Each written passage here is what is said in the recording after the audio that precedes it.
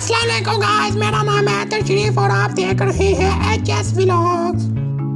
آج میں ایک نئی آپ کے لیے غزل لے کر آیا ہوں۔ اگر ویڈیو پسند آئے تو لائک کریں اور سبسکرائب کرنا نہ بھولیں۔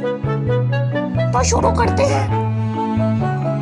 یہ بات سمجھ میں آئی نہیں اور امی نے سمجھائی نہیں، میں کیسے میٹھی بات کروں جب میں نے چینی کھائی نہیں۔ یہ چاند بھی کیسا ماموں ہے جب امی کا وہ بھائی نہیں۔ یہ بات سمجھ میں آئی نہیں اور امی نے سمجھائی نہیں، کیوں لمبے بال ہیں بالو کے، کیوں اس نے ٹنڈ کرائی نہیں۔ کیا وہ بھی گندا بچہ ہے یا جنگل میں کوئی نائی نہیں۔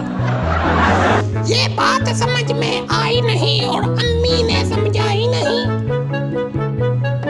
نانی کے شور نانا ہے اور دادی کے شور دادا ہے،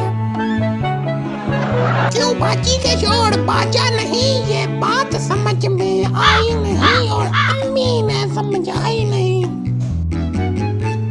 یہ تھی آج کی غزل، ملتے ہیں اگلی ویڈیو میں۔ اللہ حافظ۔